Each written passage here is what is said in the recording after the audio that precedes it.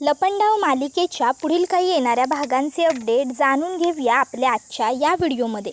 चला तर मग प्रेक्षकांनो सुरुवात करूया आपल्या आजच्या व्हिडिओला। आता आपण इथे पाहणार की कशा पद्धतीने आता कान्हा हा बरोबर मान समोर व्यावहारिक ज्ञान दाखवणार आणि मानना दुसरं लग्न वगैरे करण्यासाठी स्पष्टपणे नकार देत सखीसाठी कायम खंबीरपणे उभा राहण्याचा निर्णय घेणार। आता नेमकं कसं काय घडतं हे बघूया। तर आता सखीने कान्हाला घरातनं बाहेर तर काढून टाकलेलं आहे आणि त्यानंतर आता आपले संबंधही संपलेत असंही सांगितलेलं आहे। पण आता मात्र इकडे मा ज्या असतात त्या कान्हाला बजावून सांगतात की हे बघ, तू असाच राहू शकत नाहीस कान्हा। किर्लोस्कर ग्रुप ऑफ इंडस्ट्रीचा तू मालक आहेस, वारस आहेस, त्यामुळे तुला हातपाय गाळून चालणार नाही, तर तुला काम करावं लागणार आहे। तर दुसऱ्या बाजूला आता इकडे सखी ही पूर्णपणे तुटून गेलेली असते। सखी विचार करत असते की कान्हाने जर मला सांगितलं असतं की त्याला पैसा हवा आहे किंवा त्याचं इतर काही आहे तर मी त्याला सहज पैसे दिले असते, प्रॉपर्टी दिली असती। पण कान्हाने मला सरळ न सांगता आडमार्गाने माझा वापर करून घेतला। हे सगळं कान्हाने खूप चुकीचं केलं। मी त्याच्यावर मनापासून प्रेम केलं, विश्वास ठेवला आणि त्याने मात्र मला फसवलं। माझ्या बाबतीत नेहमी असं का घडतं, नेहमी मीच का, हा प्रश्न आता सखीला पडलेला असतो। ती विचार करते, एवढी वर्ष माझी जन्मदाती माझ्यापासून दूर राहिली, मनस्विनी मावशीने माझा फायदा घेतला आणि आता तर काय, आता इकडे आयुष्याचा जीवनसाथी, जीवनसोबती कान्हा ज्याच्यावर मी इतका विश्वास ठेवला त्याने सुद्धा माझी फसवणूक केली। हे सगळं नेहमी माझ्या बाबतीत का घडतं, असा सगळा विचार आता सखी करत असते। तर दुसऱ्या बाजूला इकडे आता मा ज्या असतात त्या कान्हाला बजावतात की हे बघ कान्हा, आतापर्यंत तुला सगळं काम लपून छपून करावं लागत होतं, फारसा तुला ऑफिसला जायला वेळ वगैरे मिळत नव्हता, पण आता तसं नाही आहे। आता तू राजरोसपणे आपल्या ऑफिसमध्ये जाऊ शकतोस, वावरू शकतोस, आपल्या कंपनीची कामं आनंदाने स्वीकारून करूही शकतोस। त्यामुळे आता मला तुझ्याकडनं कामाच्या जास्तीत जास्त चांगल्या अपेक्षा आहेत आणि मला खात्री आहे तू माझ्या अपेक्षांवर खरा उतरशील, सगळी कामं अगदी व्यवस्थित चोख पार पाडशील। तर दुसऱ्या बाजूला इकडे आता मनस्विनी खूपच जास्त आनंदी असते, कारण फायनली तिने सखीला एकटं पाडलेलं असतं। तर दुसऱ्या बाजूला आता इकडे मानी जे काही सांगितलेलं असतं त्यामुळे कान्हा कामाला लागलेला असतो। कान्हा काम यासाठी सुद्धा करत असतो की जेणेकरून तो जास्तीत जास्त काम करेल, कामत इंडस्ट्रीला खाली खेचण्याचा प्रयत्न करेल आणि त्यामुळे मनस्विनी तिच्या खऱ्या रूपावर येईल आणि बिझनेसमध्ये उतरेल। आणि एकदा का ती बिझनेसमध्ये उतरली की सखीला समजेल की ही तेजस्विनी नसून मनस्विनी आहे, कारण तेजस्विनी व्यवसायाच्या बाबतीत इतकीशी हुशार नव्हती, ती घर सांभाळण्यातच कायम रमायची। मग आता कान्हा हा काम करायला सुरुवात तर करायला घेतो, पण कान्हाचं मन काही कामात रमत नसतं। तरीही कान्हा आता त्या सगळ्या जुन्या गोष्टी विसरण्यासाठी स्वतःला दिवसभर कामामध्ये गुंतवून घेऊ लागतो, कारण कान्हाला सतत घरी जरी गेला तरी सखीची आठवण येते। म्हणून कान्हा फक्त अंघोळ करण्यापुरती घरी जात असतो, रात्री 2-2 वाजेपर्यंत सुद्धा तो ऑफिसमध्येच असतो। आता हे सगळं काही किरण ऑब्झर्व करत असतो आणि मग नंतर किरण हा कान्हाला म्हणत असतो, कान्हा, कबीर तू। त्यावर किरण असं का बोलतोयस, कबीर अशा हाका का मारतोयस। त्यावर मग लगेचच कबीरला किरण सांगतो, अरे माझा कबीर हरवून गेलाय, त्याला शोधण्याचा प्रयत्न करतोय। कान्हा म्हणतो, नेमकं तुला काय म्हणायचं आहे। त्यावर कबीरला आता लगेचच किरण सांगतो, तू गोष्टींपासून पळ काढतोयस ना, हे मला तुला सांगायचं आहे। तुला कळत नाही आहे का कबीर, अरे तू जितका या सर्वापासून लांब जाण्याचा प्रयत्न करशील ना, गोष्टी तितका जास्त तुझा पाठलाग करणार आहेत।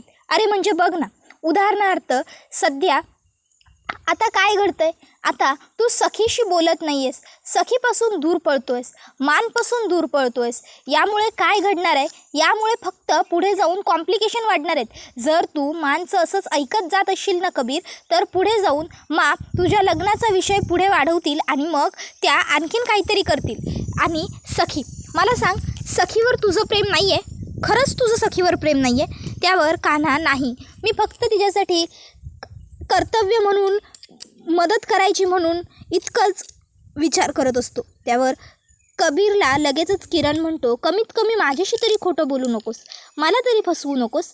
त्यावर कान्हा म्हणतो, मग तूच सांग मी काय करू. तिकडे सखीला माझी बायको म्हणून स्वीकारायला तयार नाही आहेत आणि इकडे सखी मला आता तिचा नवरा म्हणून घ्यायला तयार नाही आहे, मग मी काय करू. किरण म्हणतो, समजवून सांग दोघींनाही, पटवून दे तुझी बाजू. हे बघ, मांना फक्त काकांच्या खुनाचा बदला घ्यायचा होता आणि काकांचा खून हा मनस्विनीने केला होता. मनस्विनीला ऑलरेडी तू उद्ध्वस्त केलेलं होतंस. मनस्विनीच्या हातातनं सत्ता, घर, पैसा, प्रॉपर्टी, तिचं पद सगळं काही तू हिसकावून घेतलं होतंस, कंपनी सकट, आणि तुझा बदला पूर्ण केलाही होतास. दुसऱ्या बाजूला सखीच्या बाबतीत विचार कर. सखीला तू जेव्हापासून तिच्या आयुष्यात गेलास तेव्हापासून फक्त सुख आणि आनंदच देण्याचा प्रयत्न केलास. सखी सदन चाळीमध्ये तू तिची किती काळजी करायचास, किती तिला जपायचास. एक नवरा म्हणून जे जे करायला हवंय ना कबीर, ते सगळं तू सखीसाठी करायचास. त्या छोट्याशा जागेत सुद्धा तू तिला सर्व सुखसुविधा देण्याचा प्रयत्न करायचास आणि बायको म्हणून सखीसुद्धा तुला सपोर्ट करायची. तीसुद्धा तुझ्याबरोबर आहे त्या परिस्थितीत आनंदाने राहायची. अरे तू सखीला तिची खरी आई मिळवून दिलीस, तू सखीला कुटुंबाचं प्रेम मिळवून दिलंस. तुझ्यामुळे तिला त्या मनस्विनीचा खोटारडेपणा कळाला, तुझ्यामुळे तिची एवढी सगळी प्रॉपर्टी वाचली. मग हे बघ कबीर, जर नात्यांचा भावनांनी विचार करता येत नसेल ना, तर कधीतरी व्यावहारिक पद्धतीने बोलावं लागतं, कधीतरी मार्ग बदलावा लागतो. जर सरळ मार्गाने काम होत नसेल तर तू मांना हे सगळं काही पटवून दे, व्यावहारिक पद्धतीचा वापर कर यावेळी. शेवटी तू हाडाचा बिझनेसमन आहेस. त्याबरोबर दुसऱ्या बाजूला आता कान्हा घरी आल्याबरोबर लगेचच त्याला म्हणतात, कबीर तू एक काम कर, काही दिवसांसाठी तू कॅनडाला जा. त्यावर कबीर म्हणतो, काय कॅनडाला? त्यावर म्हणतात, हो कॅनडाला. हे बघ कबीर, तुला मी आधीच सांगितलं आहे की ती मुलगी सखी मला तुझ्या आयुष्यात नको आहे. मला त्या मुलीला तुझ्यापासून, तुझ्या आयुष्यापासून कायमचं दूर करायचं आहे. तू जितका इथे राहशील तितकं तू त्या मुलीला विसरू शकणार नाही आहेस. जर तू कॅनडाला गेलास तर थोडे दिवस मित्रमैत्रिणींबरोबर तिकडच्या राहशील, तिकडच्या वातावरणात वावरशील, जरा तिकडे एन्जॉय करशील, तर तू ही सखी आणि हे सगळं प्रकरण सगळं काही विसरून जाशील. त्यानंतर तू 1-2 वर्षांनी परत आल्यावर मी तुझं एखादी चांगली हुशार सुशील मुलगी बघून तिच्याशी लग्न लावून देईन. त्यावर कान्हा म्हणतो, नक्की तुम्हाला माझं लग्न कुठल्या पद्धतीच्या मुलीशी लावून द्यायचं आहे. म्हणतात, म्हटलं ना हुशार, सुशील, तुला समजून घेणाऱ्या. त्याबरोबर कान्हा म्हणत असतो, जर तसं असेल ना तर या सगळ्या बाबतीत सखी अगदी पारंगत आहे. ती हुशार, सुशील, समजूतदार, समंजस आणि मला ओळखणारी आहे. त्याबरोबर म्हणतात, अरे ती मूर्ख मुलगी जी स्वतःचा नवरा आपल्याबरोबर एवढं खोटं बोलतोय हे सुद्धा ओळखू शकली नाही. त्यावर कान्हा म्हणत असतो, याचा अर्थ ती मूर्ख आहे असा होत नाही, तर याचा अर्थ असा होतो की ती तिच्या नवऱ्यावर तितकं मनापासून प्रेम करत होती, तितक्या डोळे झाकून विश्वास ठेवत होती की तिला तिचा नवरा कधी चुकू शकतो असं वाटलंच नव्हतं. उलट ती दुर्दैवी आहे की तिच्या आयुष्यात माझ्यासारखा मुलगा आला. पण मी खूप नशीबवान आहे की माझ्या आयुष्यात सखीसारखी माझ्यावर नितांत प्रेम करणारी, माझ्यावर विश्वास ठेवणारी मुलगी आली. आणि हे बघा, मी तुम्हाला दिलेला शब्द पूर्ण केला आहे. मी तुम्हाला म्हटलं होतं की बाबांच्या खुन्याला मी असंच सोडणार नाही, मी बदला घेणार आणि मी बदला घेतला आहे. मनस्विनीला पूर्ण देशोधडीला लावलं होतं मी पूर्ण तिला रस्त्यावर आणलं. पण ह्या सगळ्यामध्ये मी एखाद्या निरपराध निर्दोष मुलीला मात्र त्रास होऊ देणार नाही आहे. ह्या सगळ्यामध्ये मुळात सखीचा काहीही दोष नाही आहे, सखीचा या सगळ्याशी काही संबंधच नाही आहे. पण तरीही माझ्या बदल्याच्या आगीत सखी ऑलरेडी खूप भरडली गेली आहे. पण आता नाही, आता बास. मी तुम्हाला दिलेला शब्द पूर्ण केला आहे, मी बदला घेतला आहे. पण आता मी नवरा म्हणून सखीची साथसुद्धा कधीही सोडणार नाही आहे. मी आयुष्यभर तिच्यासोबत असणार आहे, कायम तिला जपणार आहे. त्याबरोबर म्हणत असतात, बघ कबीर बघ, त्या मुलीमुळे आज चक्क तू तुझ्या आजीबरोबर भांडतोयस, तुझ्या मांना तू उलटं बोलतोयस. अजून यापेक्षा जास्त तुला काय जाणून घ्यायचं आहे त्या मुलीमुळे. अरे ती मुलगी घरात आली नाही तर इतका कलेश सुरू झाला आहे. जर सून म्हणून ती मुलगी या घरात आली तर काय होईल. हे बघ, कुठल्याही परिस्थितीत मी त्या मुलीला ह्या घरची सून म्हणून स्वीकारू शकत नाही. त्या मुलीमुळे माझं खूप मोठं नुकसान झालं आहे. मी माझा मुलगा गमावला आहे, माझी सून वेडी झाली, माझ्या नातवाला अनाथ व्हावं लागलं. त्यावर कान्हा म्हणतो, या सगळ्यात सखीचा काहीही दोष नाही आहे. सखीने यातलं काहीही केलेलं नाही आहे. जे केलं ते त्या मनस्विनीने केलं. तुम्ही असा विचार का करत नाही. बालपणापासून सखीने सुद्धा खूप भोगलं आहे. उलट माझ्यावर आईसारखी माया करायला तुम्ही होतात, बाबांचं वात्सल्य द्यायला तुम्ही छप्पर धरलं. पण सखीच्या बाबतीत तसं काहीच घडलं नाही. ना तिला आईची माया मिळाली, ना तिला आईची ममता मिळाली, ना बाबांचं वात्सल्य मिळालं. तिचे वडील म्हणजेच राघव खूप लवकर गेले आणि तिची आई ती तर त्या 12 वर्ष मनस्विनीच्या कैदेत होती. मग सांगा ना जास्त दुर्दैवी कोण आहे, जास्त वाईट कोणाच्या बाबतीत झालं आहे? जसं आपल्या बाबतीत चुकीचं घडलं ना, तसंच सखीच्याही बाबतीत खूप काही चुकीचं घडलं आहे आत्ता कुठेतरी मी तिच्या आयुष्यात आल्यानंतर तिला वाटू लागलं होतं की तिच्या आयुष्यात सुख आहे, तिच्या आयुष्यात सुद्धा आनंद येऊ शकतो. पण मी काय केलं? मी तिची फसवणूक केली, मी तिच्याशी खोटं वागलो, मी तिच्याशी चुकीचं वागलो. पण आता नाही आता बास. आता मी सखीची साथ कधीच सोडणार नाही. देवा ब्राह्मणाच्या साक्षीने अग्निभोवती फेरे घेऊन आयुष्यभर सोबत असेन, आयुष्यभर तुझ्या सुखदुःखात असेन अशी वचनं दिली आहेत मी तिला. माझ्या मनात जरी खोट असली तरी आमचं लग्न तेव्हा खोटं नव्हतं.